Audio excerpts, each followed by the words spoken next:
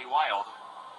And he'll face Himes, Rodriguez, and then the pitcher spot. Janice's day likely done. So it'll be a pinch hitter more than likely. Haven't seen who yet.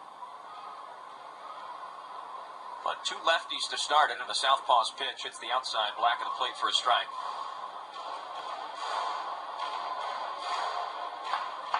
Levi Himes grounded out to second base to start the third inning. He's 0 for 1. The Braves have actually sent the minimum through 5 innings, although they do have 2 hits on the board. The 0-1. Jammed him. Little hopper towards short, charging in Reinheimer. Short hop pick, throw to first. The out is made, now 10 in a row set down by the Bay Bears. An infield hit by Lipka, and a line drive single by Rome. The Braves 2 hits. Romes was with 2 outs in the second inning, but he was caught stealing for the final out. And the Braves, since the start of the third, do not have a knock since. They trail 3-0. And Steve Rodriguez will step in now.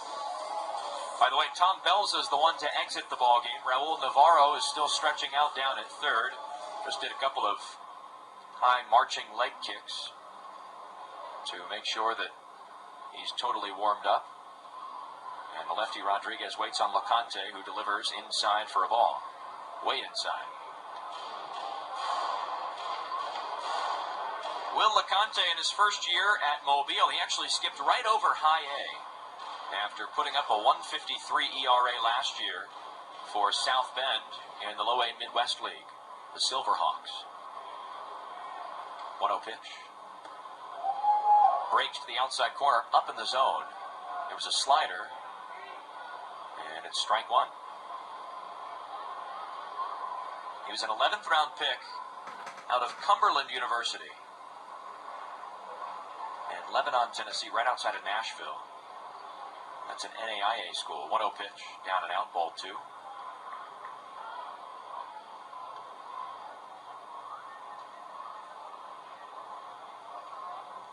Little trivia for you on Cumberland University. It's 2-1 the count on Rodriguez. Cumberland actually holds an NCAA football record, 2-1 fouled left side screen, 2 balls, 2 strikes now on Stevie Rodriguez. They hold the record for the most lopsided football loss in NCAA history. The final score was 222-0 to Georgia Tech, which is why I know it. Of course, it's a source of pride in Tech lore. 2-2 pitch. Strike 3 call, down in the zone. Rodriguez is caught looking. 2 away.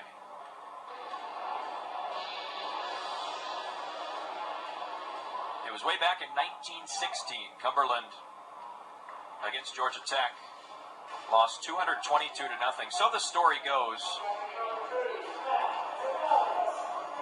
Cumberland had actually cut their football program, but they were in a contract, and of course this was before the modern day massive contracts. Now the Braves will have a pinch hitter with 2 outs in the bottom of the 6th inning. Bay Bears 3, Braves 0. But so the story goes, they were in a deal with Georgia Tech where they had to pay a certain amount of money.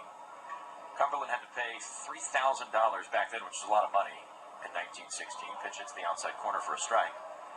If they backed out of the game, if the football team failed to show, but they had cut their football team. And so Cumberland put together a team.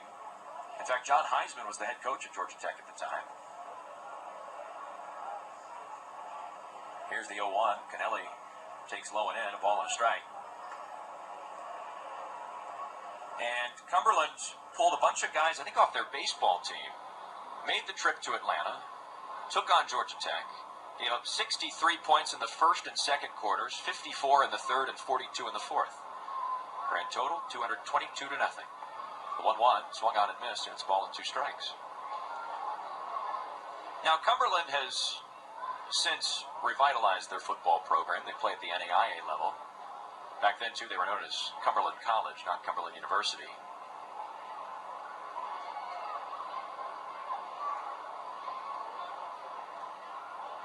As the 1-2 pitch to Kennelly, a 236 hitter.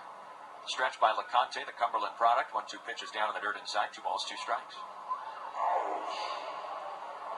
And again, as legend has it, in 1916 that year, Cumberland's baseball team had beaten Georgia Tech 22-0. There were allegations that Cumberland had used professionals as ringers.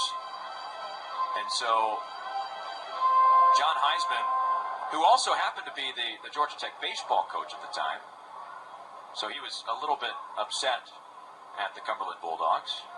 Here's the 2-2, swing, chopper, left side foul. And so Heisman got revenge, basically making the Cumberland team come, even though their football program had been disbanded. He made them show up, and he even paid Cumberland $500 as an incentive to play this game. He said $500 plus an all-expenses-paid trip to Atlanta for Cumberland University to play that football game against Georgia Tech. The 2-2 pitch to Kennelly from the lefty Locante, low and inside. 3 balls, 2 strikes. Appeal to first. He didn't go on a check swing. 3-0 Bay Bears lead the Braves. Bottom of the 6th inning.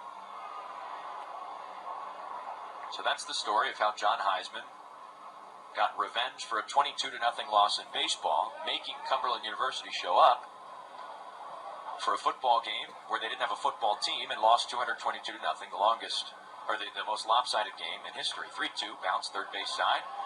Charging in on it is Navarro, but he's in no hurry because he knew his only shot was if the ball rolls foul, and it does. So the count stays 3-2 on Kennelly. I wonder if Locante knows that story, though, about Cumberland College.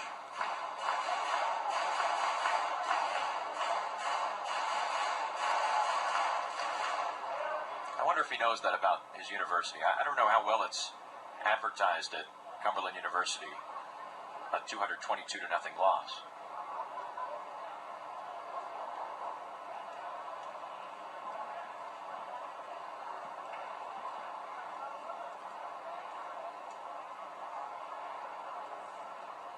Three-two to Kennelly. Swing, liner, center field. Brito will tiptoe in and make the catch, a hard hit ball, but once again, the Braves go down 1-2-3. So they don't have a hit since the 2nd inning. 12 in a row set down now, and we go to the 7th. Bay Bears 3, Braves nothing.